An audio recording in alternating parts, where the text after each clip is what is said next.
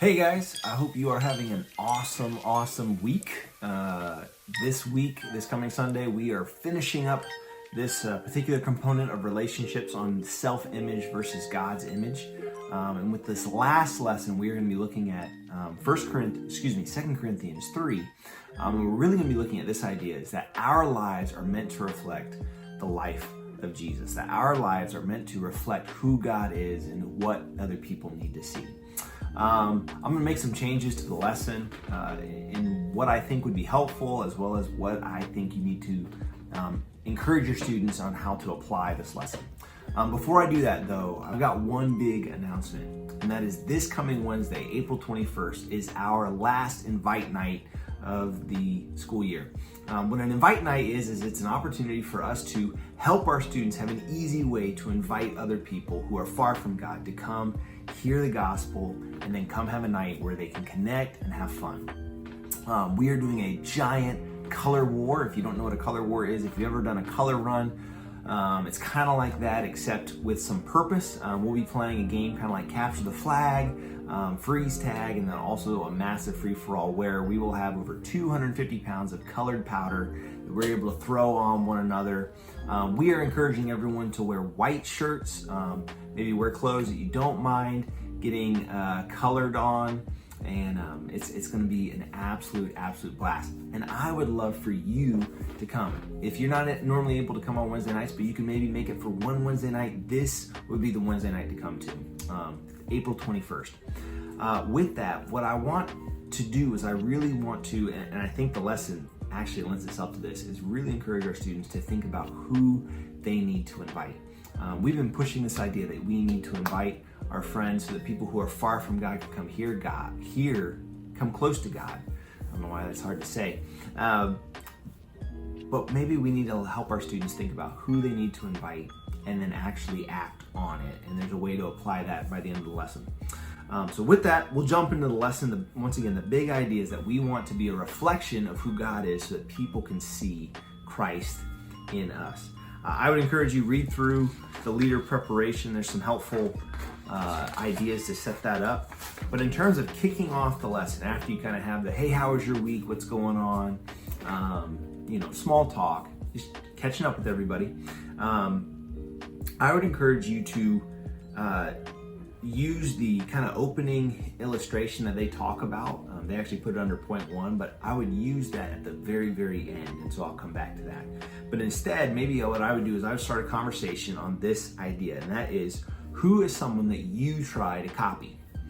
We probably all try to copy different people, right? When it comes to basketball, do I play basketball in such a way that I try to copy the shot of Steph Curry, right? Or do I look at people who dress a certain way and so I try to copy their style because I want to be cool like them? For me personally, I try to not copy anybody per se, but there have been mentors in my life, such as Pastor Dan. There were certain things that he would say, and I kind of copy him, and I'll say some of those same things. But who is someone that you try to copy or reflect? And then secondly, why do you try to copy them? What about them makes it such that you would want to copy? And then finally, what do you copy? What's the specific thing that you copy? And this lends itself, after everyone's kind of had an opportunity to kind of talk and you share about who's someone you try to copy and why you try to copy them. At the end of the day, we are all going to reflect, copy, mirror image somebody else. It's hard to be 100% truly original. And in fact, if someone is great and someone's already kind of modeled and pioneered what is the great life and a great way to do things, why try to reinvent the wheel, right? Just copy what they're doing, reflect what they're doing, and life will be better. Jesus challenges us to copy or reflect him, and that our life actually should be reflecting his life. That when people look at us, they shouldn't see, oh, that's Stephen Warren, but they should see, man, that looks like a little Jesus. That looks like someone who's trying to reflect and follow after Jesus. And that's what this very last lesson is all about. Christ's reflection in me. How am I showing the rest of the world who Jesus is in the way that I live? In that, you're going to be looking at 2 Corinthians chapter 3. And in this, Paul really breaks down this idea of almost like being a letter, that our life is like a letter that can be read. And so the first big idea is your life is a letter from Christ. And for this, I think it'd be really cool if you actually brought in a letter that someone wrote to you. If I were teaching, I would probably bring in a letter that my wife wrote to me back when we were dating, and we were kind of split apart. And before we were married, those letters have been some of the sweetest letters to me, and I hold on to those because as I read that letter, it kind of puts me back in what was going on and what was the circumstance and what was she thinking and how did she feel, and it's exciting. Here, Paul's saying like our life should be a letter that when someone else reads it, they see Jesus. They just read what is Jesus doing in our life. A couple of really good questions they ask is in verses 1 through 3, what does it mean that a follower of Jesus is a letter of Christ? See what they think. And then finally, like in verses 4 through 6, how does trusting God build our confidence? As we trust God, how does that build our confidence in the way that we live and move? And so I think that kind of kicks off a big idea. The second big idea is that the world needs you to be Christ's reflection. And the key thing is that the world needs us. The world needs people who are willing to step up. One of the reasons I think we love superhero movies is because we want someone to step up and stand in the gap and be willing to save the day. Jesus saved the day when he died on the cross and he rose from the grave, and we need him, but we need people who reflect him to point us back to him. In this case, you're going to be reading 2 Corinthians 3 verses 7 through 15, really focusing in there, and you're going to read about the Old Testament story where Moses had his face gleaming. In case you need a reference point, in Exodus 34 verses 29 through 35 is the story where Moses is coming down off of Mount Sinai. He's carrying the two tablets, the tablets of the Ten Commandments, the law as it were. And he, from being in the presence of God, from holding these tablets, which really were just going to show us what sinners we were, they weren't going to save us, his face was shining so brightly that people had to cover their eyes when they looked at him. And so he, to try to help everyone else, he put on this veil. And as the glory continued to fade, as the glory of God, he stopped being quite as bright, this veil would kind of cover that, and people just thought, oh, he's still got it, he's still beaming from his experience with God. That's the story that it's talking about. But one of the questions is, what's some evidence that you regularly encounter that shows our world's need for God's hope and grace and love and forgiveness? What are the things that we see in the world that shows us, man, the world really needs Jesus. It needs me to showcase Jesus. And then finally, when it comes to living out your faith, when do you need to be the most bold and why? So that's more of a personal question. As I think about the context, is it in a specific class? Is it in their home? Is it in their community? Is it when they're around certain kinds of people? The world needs Jesus. Are we willing to be the answer that they need? Are we willing to reflect that? And it's hard. It's difficult. Boldness and courage are not necessarily things that we automatically feel. More so that they're actions.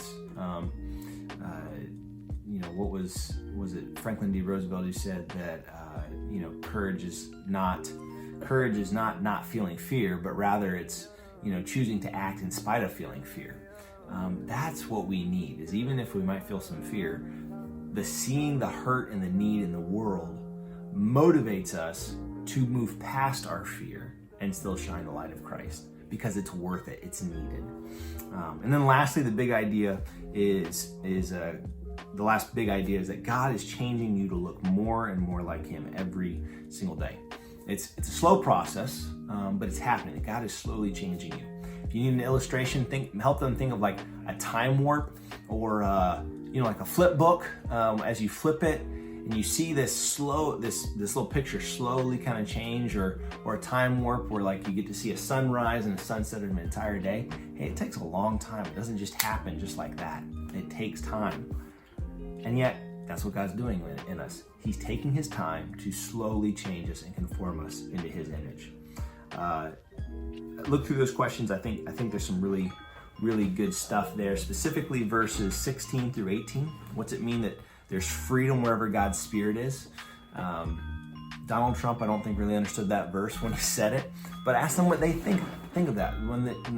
If there's freedom where the Spirit of the Lord is, What does that mean for us? What does that mean for the people that get to hear about Jesus? They suggest that you could go into Colossians 3, 1 through 17. For my middle school groups, I think it would definitely be helpful to go here. High schoolers, I think you could as well, because this lesson is kind of abstract. It's kind of up in the clouds, like, hey, I'm supposed to be reflecting God. What does that mean? Colossians 3, verses 1 through 17 really drive down into, okay, if you want to showcase Christ, if you want to reflect Christ, here's things you need to put off. In other words, stop doing these things. Don't reflect these things. And it lays out some. And then it also says in verses 12 through 17 of Colossians 3, hey, here's some things you need to put on, things you need to start reflecting. And that is real fundamental, real basic, real easy to understand. And so that might be a helpful, hey, as we're talking about what it means to reflect Christ, what does that mean we actually need to stop doing? What are the things we need to start doing? Colossians 3 is a great place to go there. So as you're wrapping up the application, you can ask them this big question, what did you learn overall from this series? But what are we going to do about this? And here's where I think their idea. They have an idea about writing a letter, and it involves you kind of contacting a homeless department or a nursing home or some kind of organization head of that. I think that in agreement with our idea of having this invite night where we want to reach out to people who are far from God, we probably all know people who are hurting, who need comfort, who need a friend. All of us know somebody like that. We all know someone who would benefit from getting to know Jesus, okay? And one of the best ways to get to know Jesus is to get to be with his people.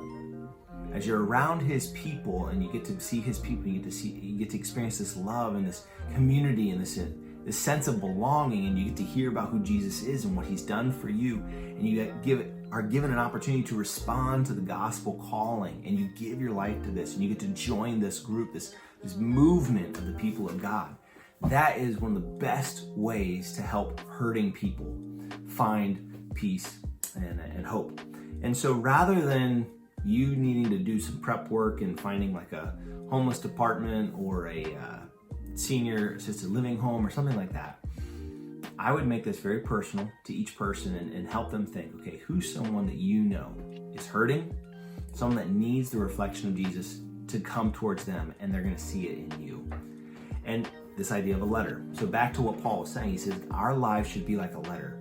And the modern letter of today is social media. So I'm gonna give you two options. One, you could have your students actually physically write out a letter to someone that they think is hurting, and be a reflection of who Jesus is. And you might have to coach them kind of on how to write the letter. I think there's some good ideas based in the lesson.